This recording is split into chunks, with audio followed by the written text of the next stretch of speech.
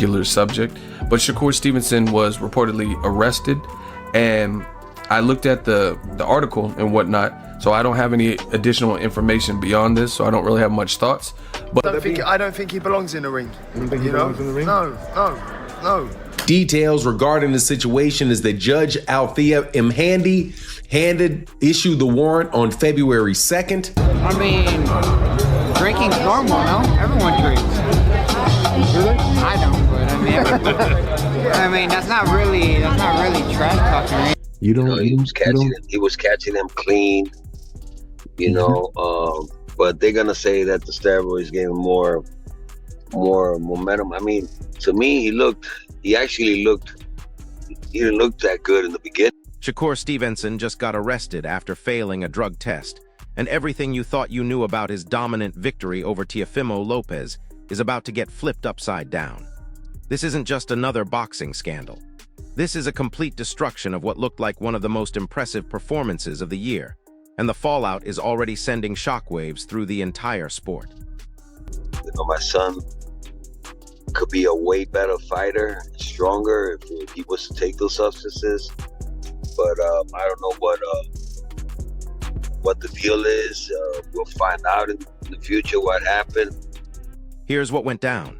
Sunday morning, just hours after boxing analysts were praising Stevenson's tactical masterpiece against Lopez, news breaks that he failed a performance-enhancing drug test.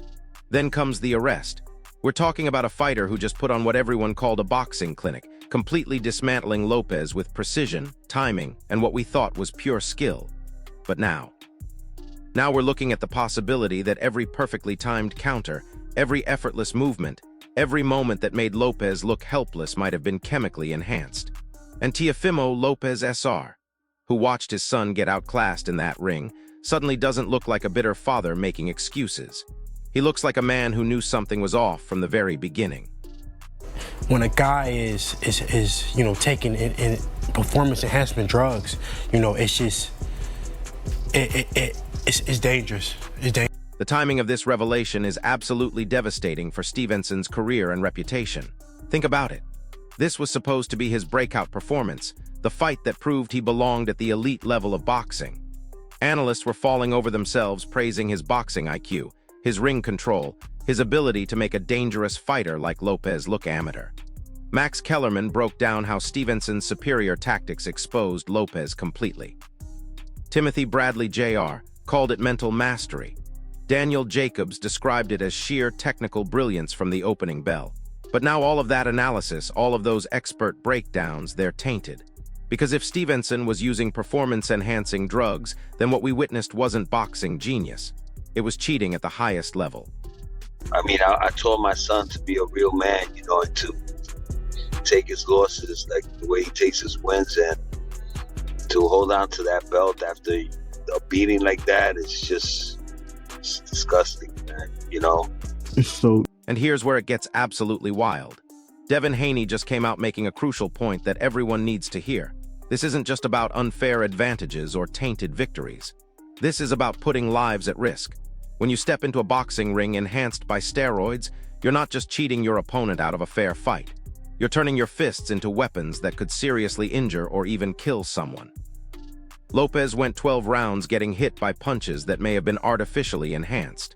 Think about the power behind those shots, the speed, the endurance that allowed Stevenson to maintain that pace. If that was chemically assisted, then Lopez was essentially fighting a different kind of opponent than he prepared for. He was a big, strong guy, and Shakur just bullied him, outboxed him on the back foot, outboxed him on the front foot. Every time Teo came in and kind of tripped himself, going over his front foot, the punches and bunches and just the single shots were just beautiful. But wait, it gets worse. Let's go back and look at what actually happened in that ring with this new context. Bruce Carrington pointed out how effortless Stevenson made the fight look. Every mistake Lopez made was punished instantly. His reflexes seemed superhuman. His countering was so precise it left Lopez frustrated and unable to impose himself. Now we're wondering, was that natural ability or was that enhanced reaction time? When BOMAC praised Stevenson's unmatched boxing IQ, saying every move was calculated and deliberate, were we actually watching the effects of performance-enhancing drugs that improved his focus and decision-making? There's a difference between strategy and tactics. Okay, let's start with chess. In chess, in the opening of the game, you must control the center of the board. Right. Okay. Like if you place a knight in the center, it can hit 8 squares. In the corner, it can hit 2. Where you have to control, you have to fight for control of the center because strategically, that's your strategy. Fight for control of the center, control the board. Now, tactics are like punch. Listen to this part because it changes everything about how we analyze that fight. Chael Shannon explained how Lopez was constantly on the back foot, reacting to Stevenson instead of executing his own plan. Every attempt to regain control was countered. Shannon called it a tactical shutdown where Stevenson dictated every aspect of the fight. But now we have to ask, was Lopez really that outmatched strategically, or was he fighting someone whose physical and mental capabilities were artificially elevated? When you're enhanced by performance-enhancing drugs, your timing improves, your endurance increases, your recovery between rounds is faster, and your ability to think clearly under pressure is heightened. That's not boxing skill. That's chemical assistance. Power Shakur hits hard enough. You don't. But if he stayed consistent on T.O.'s ass, because what we say, T.O., right? We gonna make him answer some questions. Right? That's what we gonna do. Shakur gonna make him ask some questions. Like, he gonna have to answer quickly because he can't outthink Shakur. Right? Yeah. Out of position. Bang. He got kept. Shoot his jet. Bam. Got hit again. Right hand. Bam. Everything he did, he got countered. Everything he did, he got countered. Here's the kicker that nobody's talking about yet. This scandal doesn't just affect Stevenson and Lopez. It casts doubt on the entire integrity of modern boxing. How many other fights have we analyzed, praised, and celebrated that might have involved one fighter gaining an unfair advantage? When Eddie Hearn emphasized Stevenson's complete mastery, praising his precise jab, flawless footwork, and impeccable timing, he was doing what all of us do as boxing fans. We assume we're watching a fair contest between two athletes operating under the same conditions. But if fighters are using performance-enhancing drugs and not getting caught until after the fight, then we're not analyzing boxing. We're analyzing chemistry. I think Shakur looked strong. Shakur looked like he was punching very hard. His jab was on point. His footwork was incredible. His time. And get this, Keyshawn Davis was backstage capturing the chaos and excitement as Stevenson dismantled Lopez, talking about how this fight was more than a victory, calling it a statement of dominance and intent. Davis highlighted Stevenson's confidence in calling out big names like Conor Benn, signaling his ambition to headline major events globally. But now that confidence looks different, doesn't it? Was Stevenson so bold about taking on elite competition because he knew he had an edge they didn't? Was his willingness to face top-tier opponents based on his belief in his natural ability, or his access to performance-enhancing substances? Understand who he beat. He beat Teofimo Lopez, who, yes, has had his issues. I think we see that against Kambosos and to an extent against Sandor Martin. But Teofimo Lopez was recognized by everyone as the best 140-pounder. Shakur Stevenson, in his first fight in the division, has gone to fight the best, and it's a shutout. It's a shutout. There wasn't a mark on him. Like, Teo barely landed a glove. The boxing community is absolutely divided right now, and you can feel the tension building. Some people are saying we need to wait for all the facts before destroying Stevenson's reputation. Others are pointing out that failed drug tests don't lie, and the arrest suggests this is serious. But here's what's really eating at everyone. If Stevenson was enhanced, then Lopez didn't just lose a fight. He got dominated by someone who was essentially competing in a different category. It's like watching a heavyweight fight a light heavyweight, except the advantage was hidden and chemical rather than obvious and physical. Easy, I was saying, like, if T.O. was to fight more on a back foot and throw punches when Shakur throws, that's the only time you're gonna get Shakur. But T.O., he has a habit of getting out of position all the time. He'll double up his right hand, turn square, or turn southpaw. Like, that's not gonna work, bro. You're not gonna take up enough space to touch Shakur. And Shakur's reflexes and his countering was just keeping T.O. at bay. It was an easy night from round one for him. Shakur got. What makes this situation even more controversial is how it affects both fighters' futures. Stevenson was positioning himself as the next big star in boxing, using this Lopez victory as proof he belonged with the elite. Now he's facing potential suspension, legal troubles, and a reputation that may never recover. Meanwhile, Lopez, who is being criticized for his performance and questioned about whether he still belonged at the top level, suddenly looks like a victim rather than a disappointment. His father's frustration, his team's complaints, his own struggles in the ring, they all take on a different meaning when you realize he might have been fighting an enhanced opponent. Fimo is my guy, but I've always been a fan of Shakur. And I think that Shakur put on a clinic tonight. Least amount of risk. Been able to put his skill set into fruition all night. The jab was leading. You can tell the difference in skill set. And that was the difference to me that made the fight. It wasn't about grit. It wasn't about heart. It was about sheer talent. And the financial implications are staggering too. Follow the money and everything becomes clear. Stevenson's victory was supposed to set up bigger fights, more lucrative deals, potential pay-per-view main events. Promoters were already calculating how much they could make off his next few fights based on this impressive performance. But now they're looking at a fighter who might be suspended, whose reputation is destroyed, and whose marketability just went up in smoke. Meanwhile, Lopez, who was facing questions about his drawing power after this loss, might actually see his stock rise as people realize he was competing under unfair circumstances. On crazy, like, oh, he beat him up. It's easy work. Like, he's beating Tio up. Like, it's not even a close fight, you know what I'm saying? So, I was just happy for him. Super happy for him. Man, he called out Conor Ben. You guys both trying to maybe co-main? So here you have it. What looked like one of the most impressive boxing performances of the year has turned into one of the biggest scandals in recent memory. A victory that was supposed to establish Stevenson as an elite fighter instead exposed him as a potential cheater. A loss that was supposed to raise questions about Lopez's future instead vindicated his team's suspicions that something wasn't right. And a sport that already struggles with credibility issues just took another massive hit to its reputation. The question now isn't whether Stevenson can bounce back from this scandal. The question is whether boxing fans will ever be able to watch a dominant performance again without wondering if they're seeing skill or chemistry. What do you think happens next?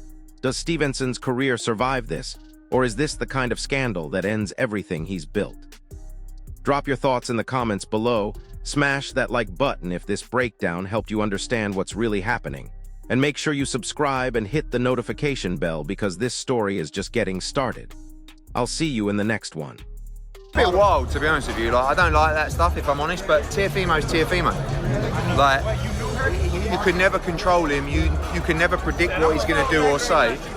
But hold up, because there's something even more sinister lurking beneath the surface that nobody's connecting yet. This isn't just about one fight or one failed drug test. This is about a systematic problem that's been festering in boxing for years, and Stevenson's arrest might be the crack in the dam that finally exposes everything. Think about it. How many times have we seen fighters suddenly develop incredible power, unexplained endurance, or seemingly overnight improvements in their performance? How many times have we attributed these changes to better training, improved diet, or mental growth, when the real answer might have been sitting in a syringe the whole time? Let me break down what this means for the entire boxing ecosystem, because the ripple effects are going to be massive. First, every single one of Stevenson's previous fights is now under scrutiny. Fans are going back through his highlight reels, analyzing his knockouts, questioning whether his rise through the ranks was legitimate or chemically assisted. His knockout power against opponents who were supposed to be durable suddenly looks suspicious. His ability to maintain high-level performance late in fights now raises red flags. Even his Olympic success is being questioned, because if he was willing to cheat at the professional level, when did this actually start? The legal ramifications alone are enough to make your head spin. We're not just talking about boxing suspensions or stripped titles here. We're talking about potential criminal charges, lawsuits from opponents who fought him while he was enhanced, promoters who invested millions based on fraudulent performances, and television networks who paid premium prices for what they thought were legitimate contests. Teofimo Lopez's team could argue they were robbed of victory purses, future opportunities, and reputation damage, all because they were forced to compete against an artificially enhanced opponent. The financial damages could reach tens of millions of dollars. And here's where it gets absolutely insane. Sources close to the investigation are suggesting this might not be an isolated incident. Word is spreading through boxing circles that Stevenson's arrest could be connected to a larger network of fighters, trainers, and suppliers who have been operating a sophisticated performance-enhancing drug operation for years.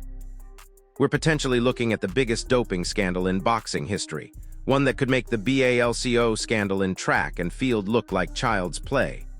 Multiple fighters, multiple weight classes, multiple promotions, all potentially compromised by the same network.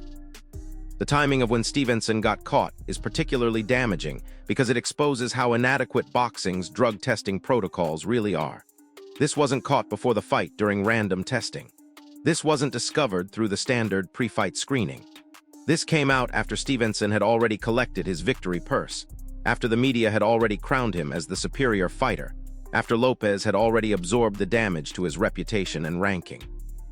The system failed completely, and now everyone's asking the obvious question: how many other fighters are slipping through these same cracks?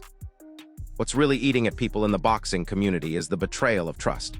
Fans invest emotionally in these fighters, following their journeys, celebrating their victories, defending them in arguments with friends and online.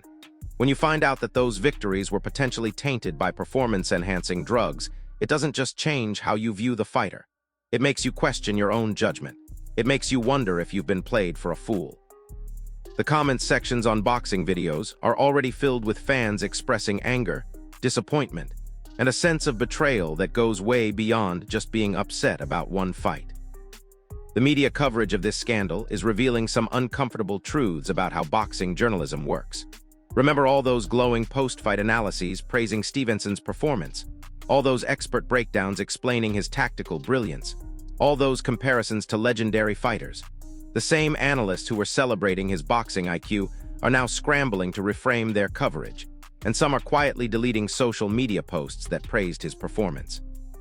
It's exposing how the boxing media sometimes gets caught up in the narrative without asking the hard questions about what they're actually witnessing. But here's what's really going to shock you. Multiple sources are suggesting that there were people within Stevenson's own camp who had concerns about what was happening, but stayed quiet because of the money and success involved. Think about the moral complexity of that situation. You're part of a team that's achieving incredible success, making life-changing money, and building toward even bigger opportunities. But you suspect or know that it's all built on cheating. Do you blow the whistle and destroy everyone's livelihood, or do you stay quiet and hope you never get caught? The human drama behind this scandal is just as compelling as the sporting implications. The international boxing community is watching this unfold with a mixture of fascination and horror because it confirms what many people suspected but couldn't prove. Boxing has always had a reputation for being loosely regulated compared to other sports, but this scandal is putting a spotlight on just how broken the system really is.